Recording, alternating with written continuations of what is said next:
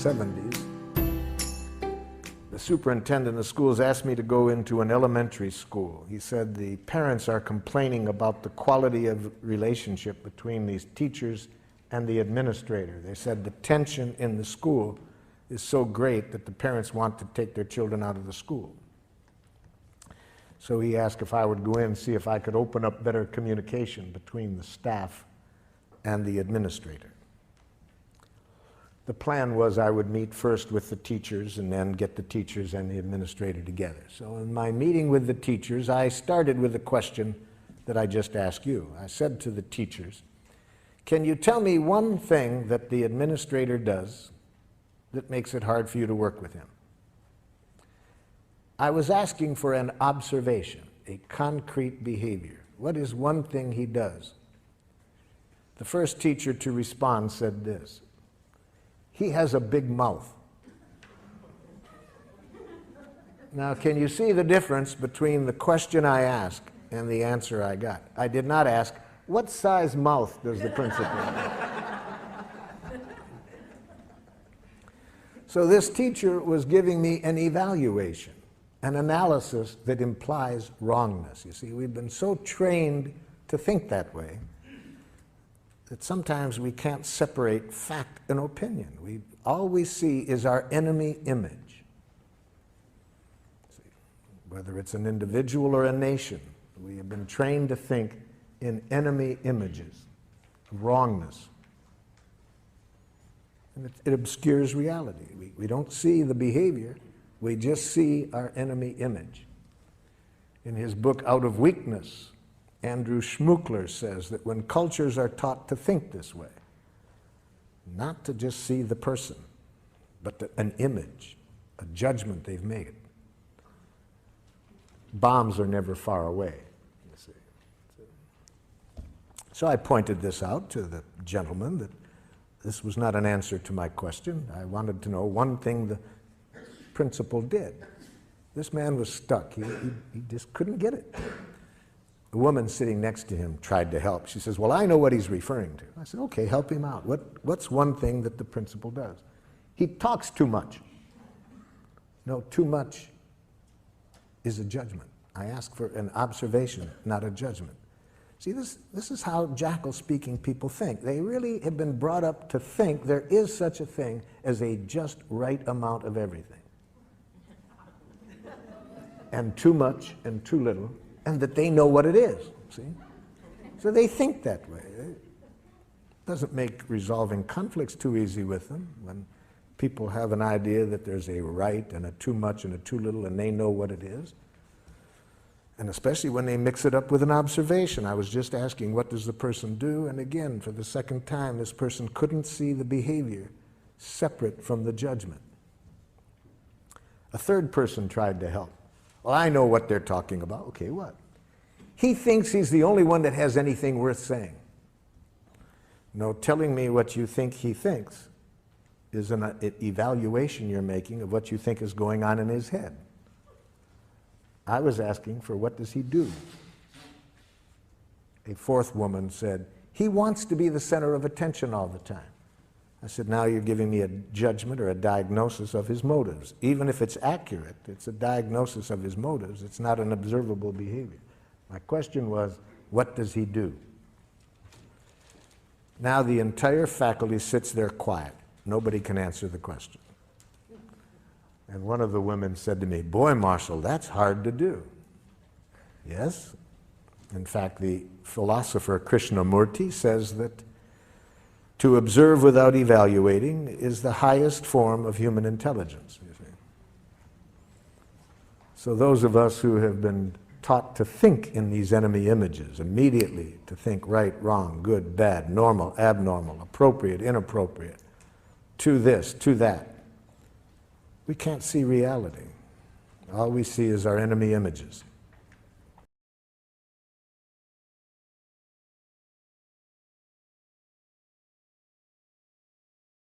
When you speak that loud, I feel intimidated. Ow! Intimidated is a diagnosis.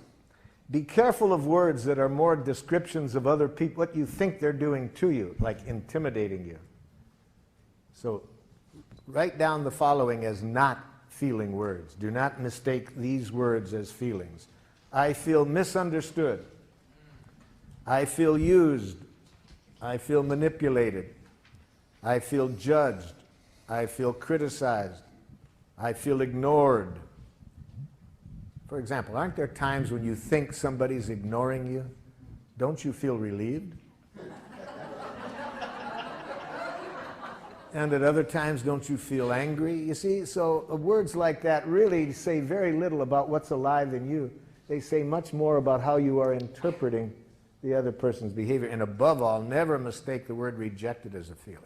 I feel rejected. No, no. If we want to use nonviolent communication, we want to be sure that we do not use the feeling in a violent way, because feelings can either connect us at the heart or they can contribute to more division and violence.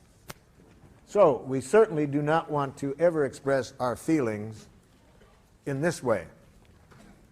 I feel as I do because you. Okay? We never want to express our feelings this way. You make me feel. Now that will be a hard habit to get away from, because in a jackal culture, feelings are very instrumental to using guilt as a way of manipulating people. See, the way to manipulate people is if you can convince them that they make you feel as you do, then they should feel guilty and change, you see. So it's another form of this violent game. So, for example, if you are a parent and you want to use feelings in a violent way rather than a connecting way, you would express it this way. It really hurts me when you don't clean up your room. Okay? Or, you make me angry when you say that.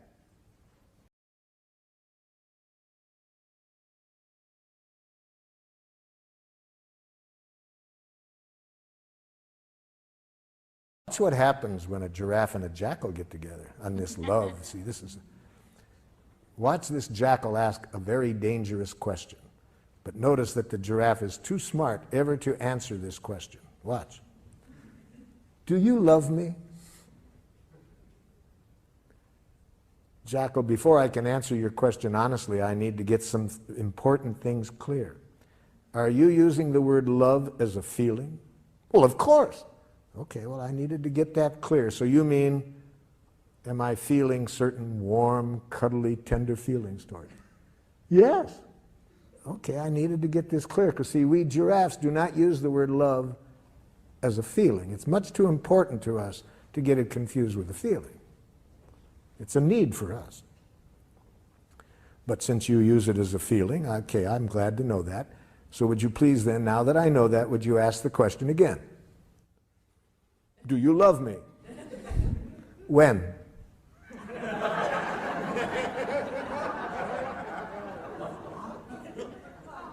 When?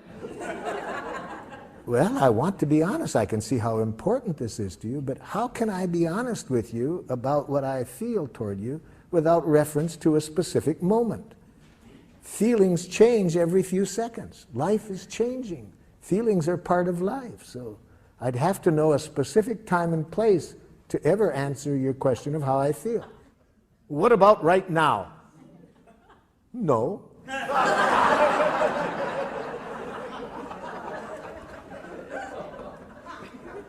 But try me again in a few moments.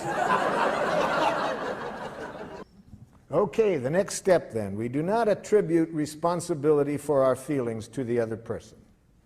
We never say that you make me feel or I feel because you.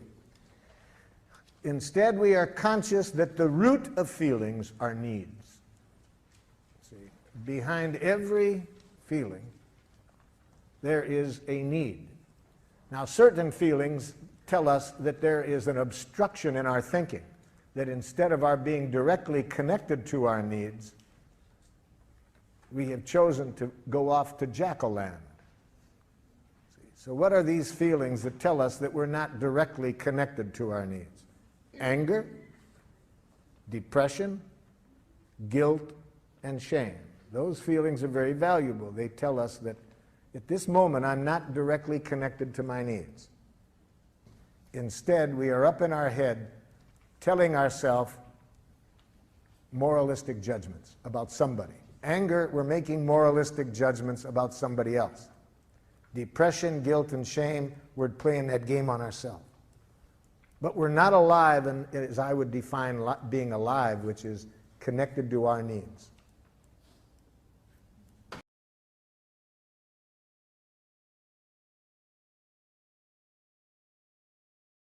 Needs contain no reference to specific ways of getting the needs met. Those are preferences, or strategies, or requests. So we make a big difference between needs and between preferences, requests, strategies. So let's get into that. Let's right now connect our feelings with a need.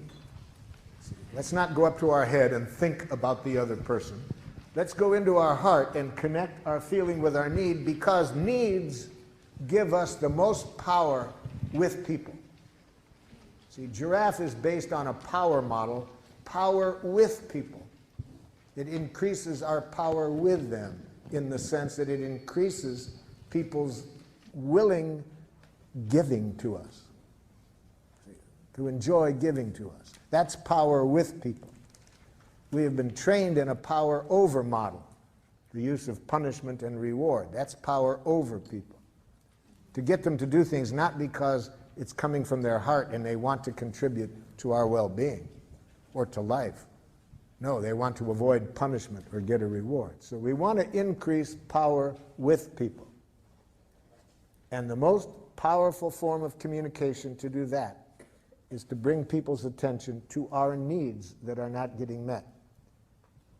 When people's full attention is on our needs, they hear no criticism, no demands. It is natural to enjoy giving. But if we hear any criticism or demand, we lose connection with that natural desire to give, and now we want to defend and attack.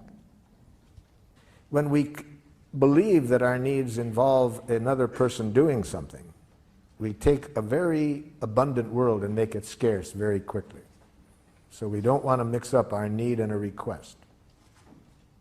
We may have a request, a strong request, that a particular person meet our need for love. See, that's a strategy. We may want this particular person, but we don't have a need for that person to love us. That's mixing up the need and the request. We have a need for love. We have a strong preference that this person take the actions to meet that need. But we don't want to mix up the need and the strategy. All human beings have the same needs. What differs immensely is the strategies that we have been educated in for meeting the needs. Different cultures educate people to meet the needs in a different way, but the needs are the same.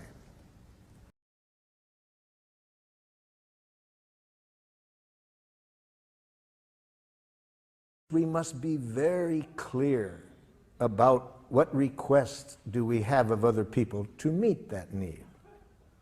Now, watch what happens with reference to that if we're in a love relationship with a jackal. I want you to love me. Oh, so you have a need for love, jackal, and you're giving me the honor of wanting me to meet that need. Yes. I really see how important the need of love is, so I want to be clear what you would like from me to meet your need. Could you tell me what you are requesting of me to meet your need? Now, the poor jackals, they don't live in the moment, you see. To make a clear request, you have to live now. You have to be clear what you want. So watch how the jackal handles this. So could you tell me what you want me to do to meet your need for love? Oh, you know. No, I'm not sure I do. I really see how important this need is for you, so can you tell me specifically what you would like me to do to meet your need for love? Well, it's hard to say in so many words. If it's hard for you to say, jackal, can you see how hard it will be for me to do? I never thought of that. So what would you like me to do to meet your need for love?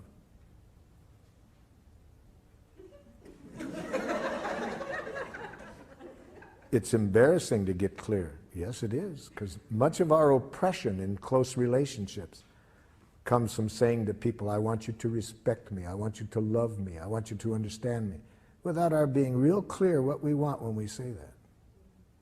So what are you wanting, Jackal, when you say you want me to love you? I want you to guess what I want before I even know what it is. And I want you always to be willing to do it.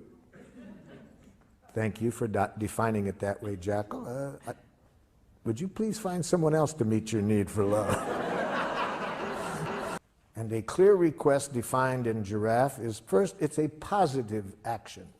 We say what we do want, not what we don't want. See? So a woman gave me a very good example of what happens when you say what you don't want. In a workshop, she said, you've really helped me understand what happened recently, Marshall. I said to my husband, I don't want you spending so much time at work. And then I got furious with him when he signed up for a golf tournament.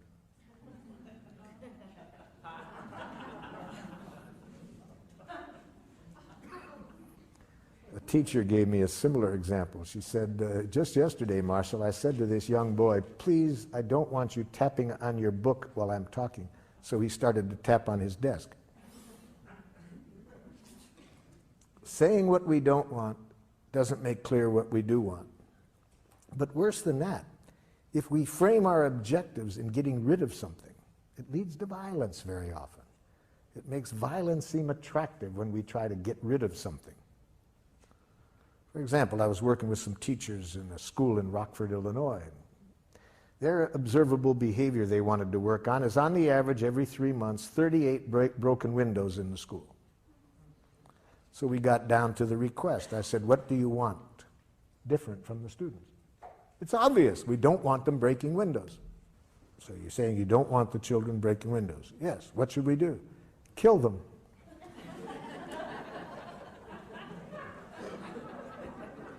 Research has demonstrated dead children break no windows.